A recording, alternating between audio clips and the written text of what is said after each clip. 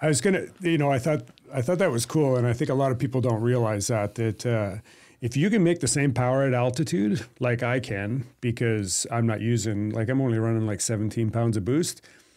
My car mile an hour's better in Colorado, and usually ET's better. It's because I can make the same power and the air is way thinner. Yeah. Like when you pull your chute in Colorado, it does not feel like it when you pull your, like when I pull my chute down here, it's like I think I'm going 200 miles an hour because the air is so dense and grabs that chute, and it's like, holy crap. Pulling it through humidity. Yeah. And then up there you have thin air, so the aerodynamics aren't really exactly the same. It's totally true. Like, my brick is, it's a big flat front end and stuff. It just slices through the air in Colorado. Yeah. But down here, even fuel economy, my fuel economy is actually worse down here because it's, you just got to push it through all this thick air. Do you get different fuel in Canada than here, like pump? Yeah, it's pretty much same. Same. Yeah, I know some countries get like, 98 or something weird like that, but they use like different octane systems and stuff, all kinds of weird, complicated stuff once you start crossing. But you buy it in liters, which is all weird too. Yeah. I don't know. That wouldn't make sense to me. Yeah. Buying fuel by the liter. You're thinking, oh, this is cheap. Yeah, what a deal. It's not that cheap. Not any cheaper. Yeah. Probably more expensive, maybe. I don't know. Oh, yeah. Yeah, ours is, we're paying over $1 a liter and 3.75 liters per gallon. So, yeah, we're paying, We tried this pipeline for a little while, but it didn't pan out. I passed a hybrid down here, and it said no pipeline, and I tried to bump him off the road. Yeah, but, just bump him into the ditch. You bump him into the ditch a bit. We were banking on that pipeline, you and your Prius can like. I was actually wondering. I was like, what is like the difficulty of coming in and out of Canada? Do they try to like, if you have any parts that you're bringing back in or new stuff, like, do you have to claim anything? Like, yeah, so this T-shirt, if you ended up bringing it in, would they try to tax you on it? Yeah, so the way it works, like if you're over, I think 3 days, you could bring $800 worth of stuff in, and there's no taxes or no duty. You still would have to pay taxes. But no, it's really no problem. Like, in fact, it's funny because there's this. Nate is the guy's name, big tattooed Nate at the border. And if he's working the border when I'm coming into the U.S., I've literally seen him body check the person out of the way. So he can be like, he's like, this is the GTO from 1320 video. And he's like freaking out like a teenage girl. It's just the best experience every time I go through. So shout out to Nate for being helpful on the border. Oh, yeah. Is he on the U.S. side or He's on the U.S. side. Okay, so he's an American guy. Yeah. And then coming back through, I mean, what you really should do is you should come to the border. You should go to the Canadian side and go, listen, I'm bringing spare transmission, spare 9-inch, and kind of get an itemized list. Because when I go back through, if they really wanted to, like, look in my trailer and go, can you prove to me that you didn't buy that down there? I mean, I could probably find receipts and show them. Yeah. But what about leaving stuff here too? Like. Yeah, so far, they no. Don't care about that either. Yeah, no, there hasn't really been any issues, and I think the border's got good enough stats on Rich Guido that they know once a year he's doing this event, and so typically, I mean, the guy questioned us quite a bit on the way down this time about.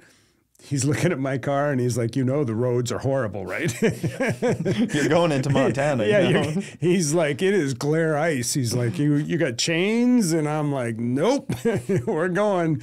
And the roads were fine. We weren't going on some of the passes he was thinking of. But no, that part of it's really not a problem. I've heard it's where you come in is also part of it. Like you coming in by Montana is a lot different than like coming in New York area or something like that. Yeah. I've heard that can make it a little bit tougher. I think they've got good enough stats on you, and the Border Patrol knows like your patterns almost. And, obviously you never want to try to get caught going across the border with something you shouldn't, because they also track that, and then you're in for a world of hurt every time you cross. But so far I've had zero issues. It's usually good check entertainment. Your fluids and stuff, cut the seat open, make sure you're not running anything.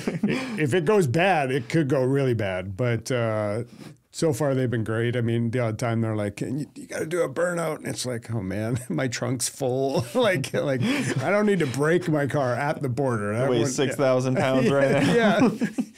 Yeah, Sure, trailer loaded burnouts. down. Trailer burnouts when your car is like loaded, like mine is. Like the trunk is full, the trailer is full. It's like, I've emptied it out and did it on, that brand new fresh track in Vegas or fresh road in Vegas. But I didn't do any burnouts my last 2 years either because my car was so loaded down with stuff that I was just like, I can't risk it, guys. I can't just like, it's got too many things in the trunk right now for me to trust doing a burnout. And it probably wouldn't even have done one good right there because it was so hooked up with weight.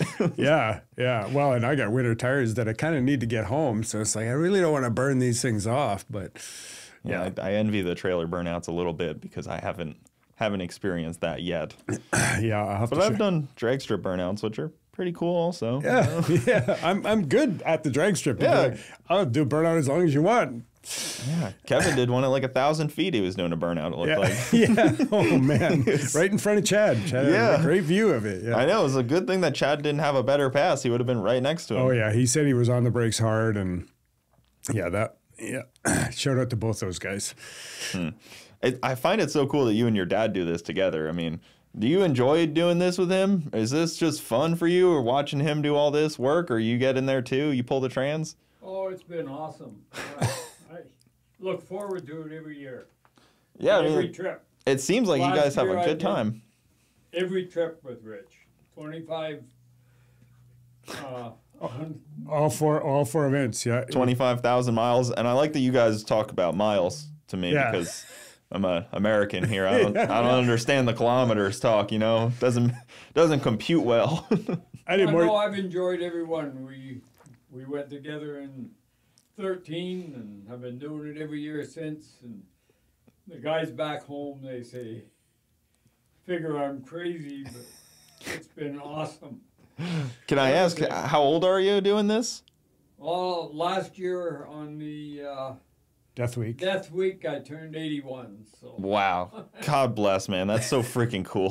That's like, I think anybody at that age is dreaming of doing stuff like that or talking about the heyday of when they did it. And your heyday is right now doing it. Still, every year I say, well, maybe this is the last, but comes time. And if Rich is willing to have me along, I can't turn it down. I enjoy it so much. Do you wrench on the car at all, or is that all Rich? He did. So let me tire changer and hold my seat out. So you give him jobs. Well, I think that's what you realize is like, he's on vacation, but he's fully able even at 81. He built a 30 by 50 shop all by himself like last year. You Canadians, man, you're different. And so if you bring him along and go, you just sit to the side, I don't need your help. It's way better when he's part of the team, and that's his job. He changes all four tires. He takes his own seat out of the car, and then has to reverse all of that at every track. So he's fully able, and he's a key part of the team too. So.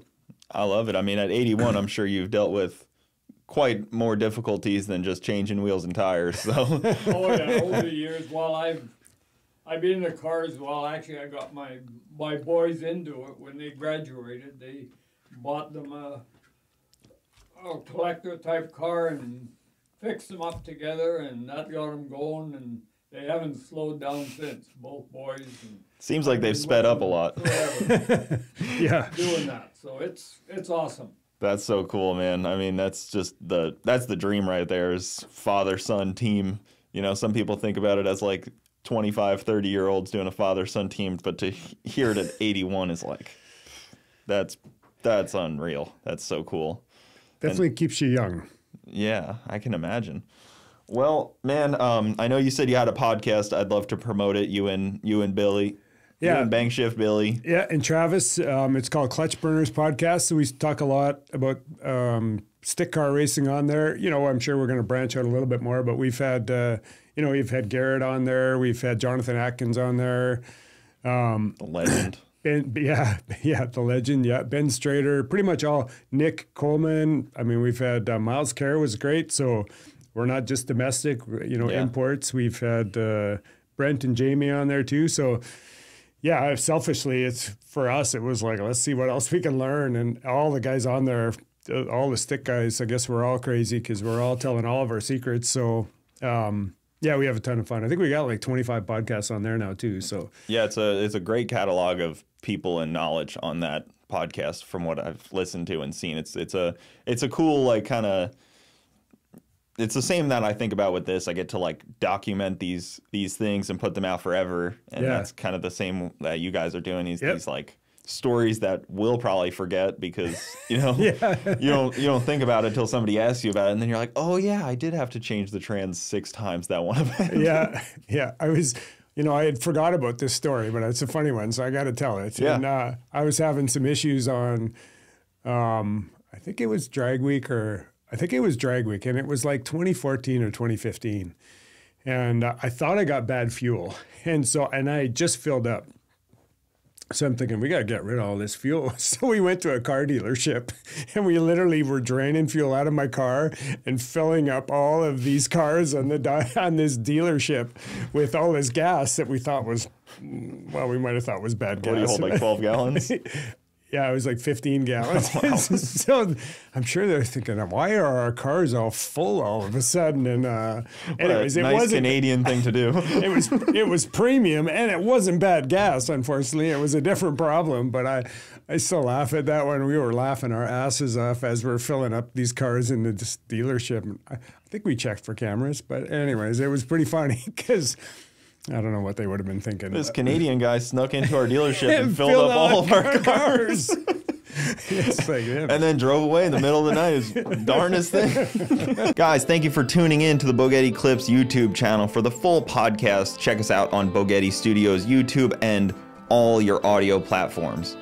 Also, hit that subscribe button to not miss out on any of the new Bogetti Clips coming up.